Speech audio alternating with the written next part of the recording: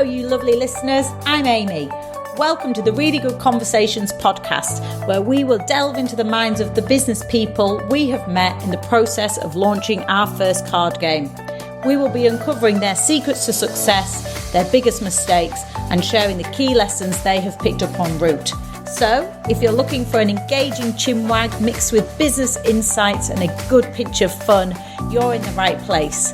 Let's have a really good conversation. So, welcome, Rosie, to the Really Good Conversations podcast. Thank you for having me. Thanks, Amy. So today we're going to be delving into the world of PR.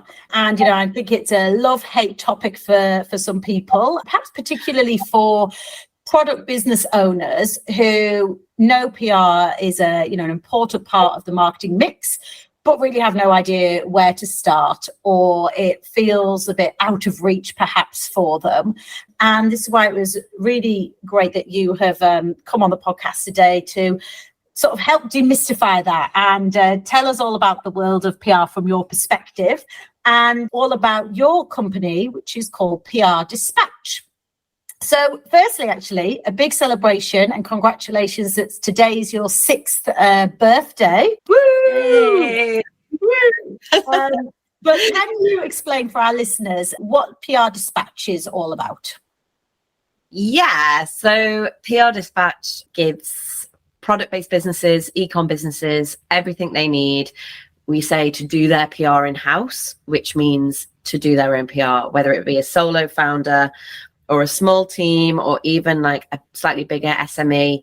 So we give them access to a kind of a portal, which has PR insights from us and our kind of 12 years of PR experience, a press database, which they're able to filter and search and save, and then reach out to the press because all the contact details are there, and then support. So we have a community group and we also have weekly support calls, and it just allows them to do it efficiently and affordably. Fantastic. And obviously we had a good chat before we started recording, and I was sharing with you my very early years in the PR world back in sort of 2007 as part of my university degree and a little bit after. And I remember back then, you did have access to this, database of contact details, but the agencies paid quite a large amount of money to be on these databases to know who are the best, the editors and their details. But ultimately then the process was to ring them all up and go through them. So, that back then was still time consuming, even when you worked at a PR agency. So I think for you to provide this platform for people with no PR experience, it really is, giving them the tools and putting it all in one place for people, which just sounds amazing. The bigger databases, because we had them when I ran a PR agency for many, many years, and they are quite overwhelming. So when I started, I thought I need to reduce this overwhelm, because having access to every single person that works at the Times, you don't have a clue who does what article. So that's why I said just e-com businesses, just product. That's what we're going to niche ourselves to. So hopefully that reduces the overwhelm for people, because I know the feeling of being like, I don't know who to contact. Yeah, and you still, as you even said, I do remember you would still get passed from pillar to post, or those databases might still be a tiny little bit out of date as well. So you might still, the person has left or moved on. And you touched on there, you obviously ran your own PR agency for about 8 years. What prompted you to create PR Dispatch? So when I first started the agency, I started with no previous PR experience. I'd never worked in PR. I was just given a pile of magazines and told to pitch their product in during an internship. So I knew that PR could be done, like with no previous PR experience. I knew if you could send an email, you could do it. So was probably, 4 or 5 years into running the agency, and the agency was kind of successful and really great to run and really fun, and we had great clients, but we kept getting business requests from maybe smaller brands or brands that maybe didn't have the budget to spend on PR, because it is expensive with an agency. And these brands, they have great product. The bottom line is they had fantastic product, and because we'd only ever worked in product and product was all we knew straight away if a product would do well in the press. And we were getting sometimes up to 5 different business requests a day for these people that wanted PR but didn't have the budget. And I thought, we have to create something that serves these people. There are so many of them. So I said, we're going to create a kind of a test run, if you like. Oh my God, it was rubbish. It was really rubbish. We're going to create, like, it was all done by email. It wasn't even a login. It was all done by email. We used to email people kind of details on who to contact at the press and like a pitch email template. Anyway, I said, if people sign up, we'll start a business. So we launched it to our mailing list that we had at the agency, which loads of those people had like inquired previously, but didn't have the budget or weren't quite ready. And we had a number of signups on the first day. And 2 weeks after we launched, one of our members, it was a candle brand, got their first piece of coverage in the Metro. And I was Fantastic. like, this is serious. You know, we've just given them an email with 3 contact details of 3 different magazines and an email pitch template, and they've done it themselves and they've managed to secure coverage. And I said, okay, I said, if people got coverage, we'd start a business. So I started the second limited company, never thinking it would become the main one, but it did. That is amazing.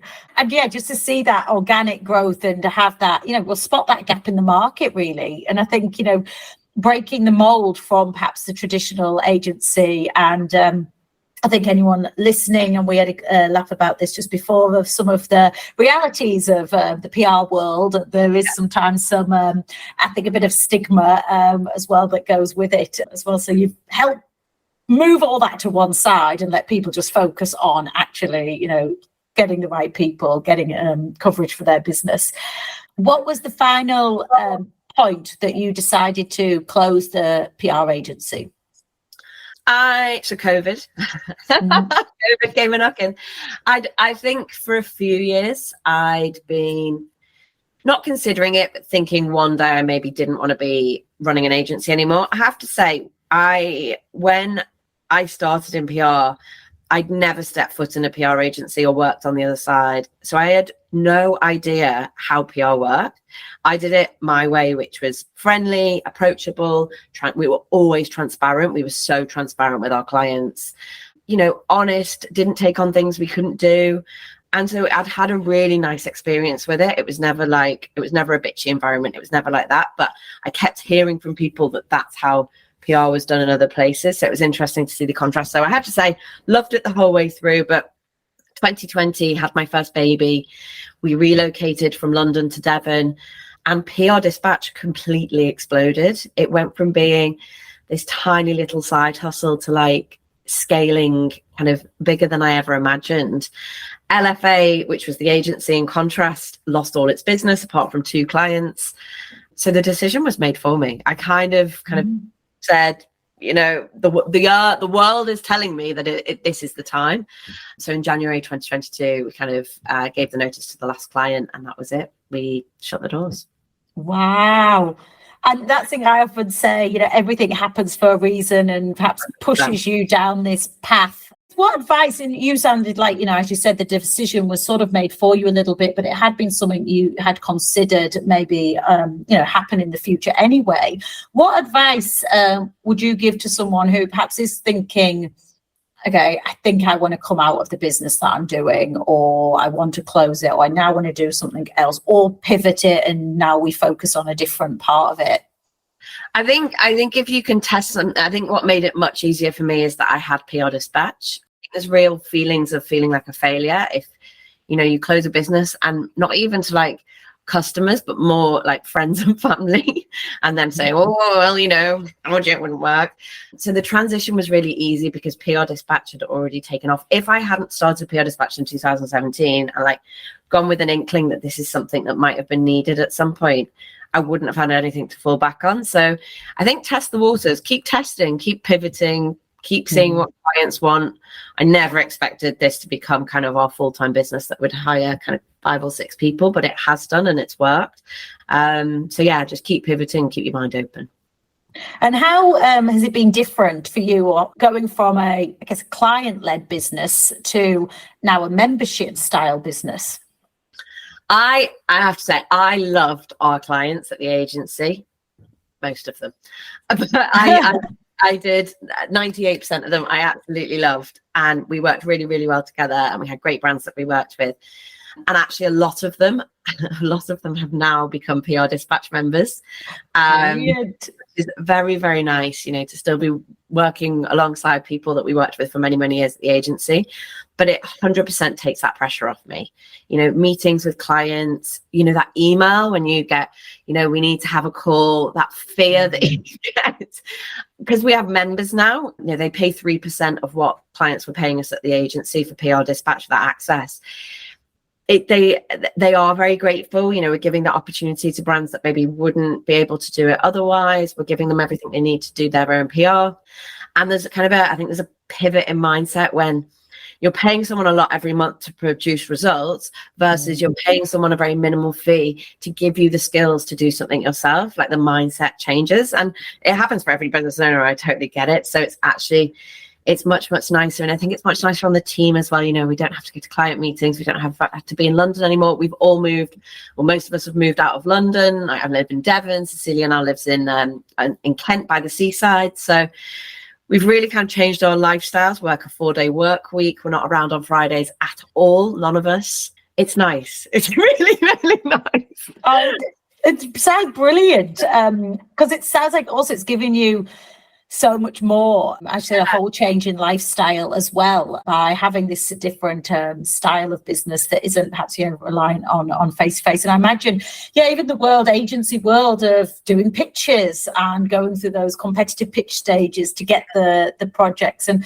I think certainly there is that expectation, and clients want to see that, you know, return on investment. And I remember, you know, myself in those early days of, you know, you're scrambling to like, okay, what coverage have we had? You know, okay, we need to put the reports together this week. Yeah. And if something hasn't come through, which may not be your, you know, it's out of your control, or, you know, there's been a big story in the newspaper and something, you know, that's just taken over the first 3 or 4 pages.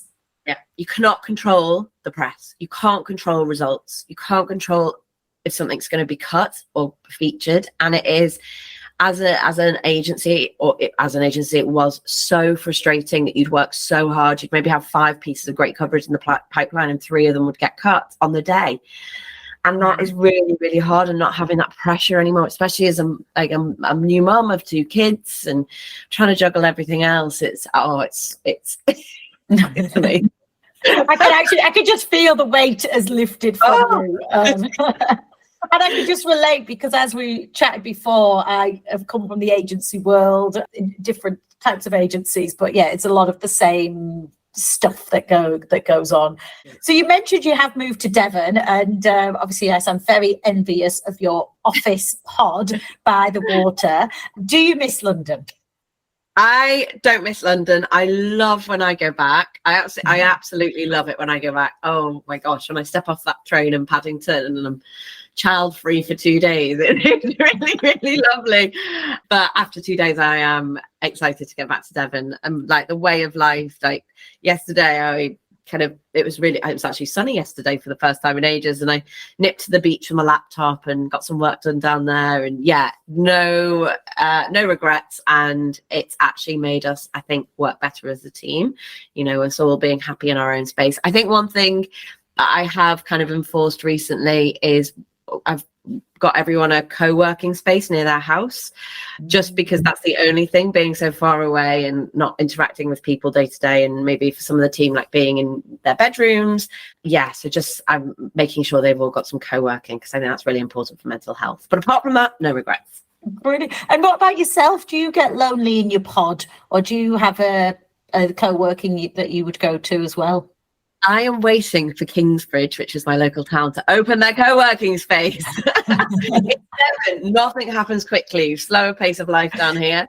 Yeah. So I'm waiting for that to open, but I do have friends that I go and co-work with. So we'll go to like, you know, a cafe or somewhere and co-work together. So I do try and like interact with people. I don't try and be a hermit down here too long. So the next thing we're going to discuss, Rosie, is some questions from the Really Good Conversations pack. You haven't seen these before, but don't worry, nothing too scary. But I thought I'd kick off with, again, quite an easy, gentle one. What was your favourite subject at school? Oh, easy. Art and textiles. Oh, really? Easy. It was the only thing I was good at, and the only thing yeah, I would never have done it. I couldn't do anything else apart from art and textile. And do you do anything arty and textile today as a hobby, or? I mean, I'm probably head of design at PR Dispatch. So in terms of designing newsletters and designing gifts, artwork, yeah, I still do that kind of stuff. I'm more into like home renovation now, but I have an MA in textile design, so I should actually put it to use at some point.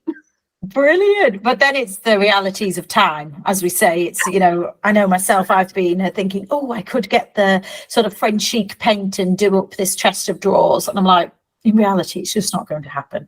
I'd like it to, but I can't find the time to actually do it.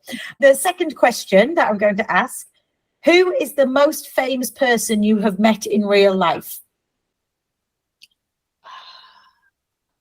Oh, I don't know. I was on The Apprentice, so I've met Alan Sugar. Really? I wasn't a contestant. I should disclaim that. I wasn't a contestant. I was a judge at the final in 2018. I judged, you know, they all sit around the city hall. Yes. I was one of the judges. But is he really the most famous person I've met? Probably. Oh, I need to sort that out. I live near Ben Howard and I see him a lot. Oh, nice. Well, now you'll have to broach a conversation with him, just so that you could be like, oh, next time I get asked this question, I'm going to say you, Ben. Yeah, I will. That could be your opening line of, oh, someone asked me today, who's the most famous person I've met, and I see you. It's you. Okay, and the third question, how has your life turned out differently from what you had expected? I thought I'd be in London forever. I thought, yeah, London is where I would be forever. And I always imagined that for my whole life when I was little. And I used to watch films like, I don't know, Mary Poppins and like all those London films where they like live in nice houses, which never happened to me. So I don't know why I'm saying like that was my life. But yeah, I thought you'd never ever get me out the city. And if it hadn't been for COVID, I don't think I ever would have gone. Wow. I was going to ask then, what made that change? So the COVID. Yeah. Is that because you then obviously locked in, or you then were, I guess, looking at what was on your doorstep of what you could walk to when you think about when we were, you know, in those limited radiuses, or what do you think was the trigger that made you question the location? I think it made the whole world think in a different way. I think it made everyone go online. I used to do workshops in person twice a week, and you know, I could have never envisaged doing that any other way, but actually it forced us all into a certain way of working, which then opened up, you know, the opportunity to do this long term and live from somewhere else. Like if I'd have pitched a workshop over Zoom in 2019, no one would have picked it up really. Everything was in person, and I was running from here to there. And actually it's made it the norm now. So I don't have to turn up in person for a workshop. I can do the majority from down here, and I think it's been so good for my mental health and so good for bringing up kind of the kids in a kind of an outside world. I just would have never thought that I'd be here. Yeah, and it's interesting you mentioned that, because in 2019 with our other business, we actually had a client that we were doing a project for. The client was based in Australia. The event, it was a live event, and that was in Australia, and we were back here in the UK for 4 months at the time. And you know, we did that whole project remotely, but it was a testament to the client that she said at the time, you know, I don't have an issue with where you are as long as the work's getting done. And we communicated at all sorts of different hours of the day on WhatsApp, on everything. And this was before COVID, you know, it was before COVID happened. It was very interesting that the exhibition we were working on for the client the title was The Future of Work Tomorrow.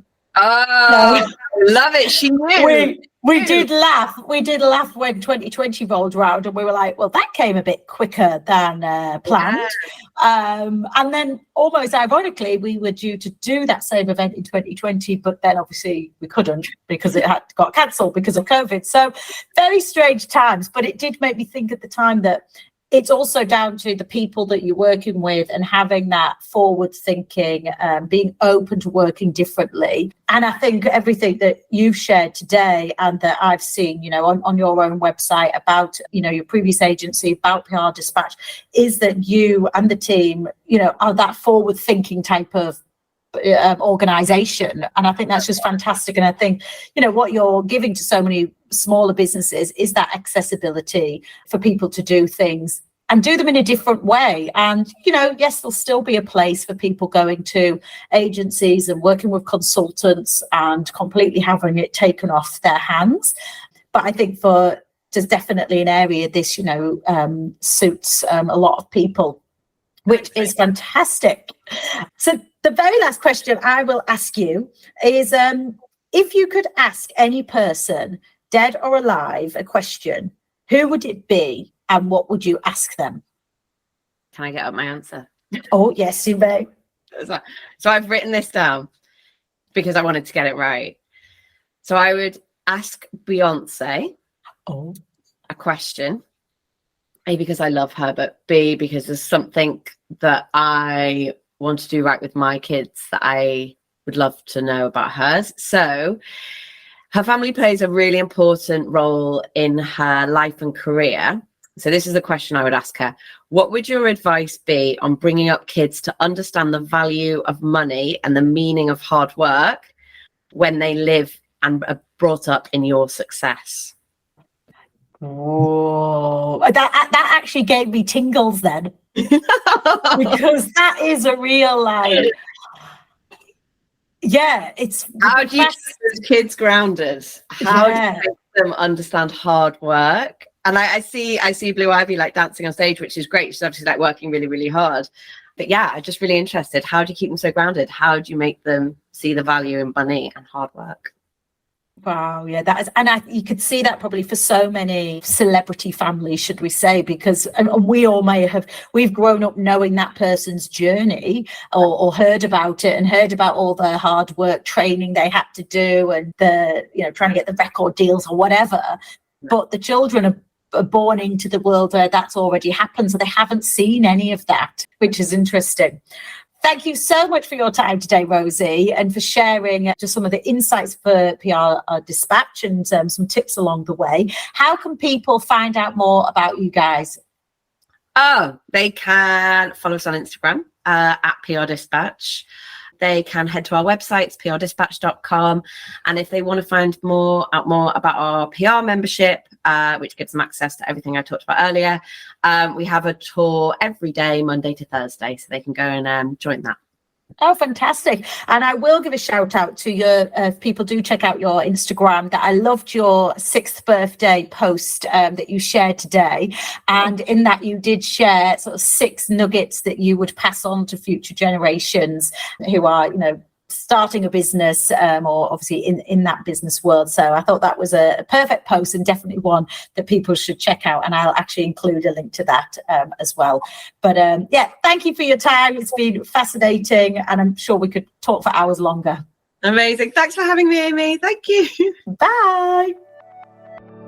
Thanks for listening. I hope you enjoyed the episode. Be sure to check out the show notes for more information on today's guests. And if really good conversations are your thing, hit subscribe and join us next time for more business journeys, insights and banter.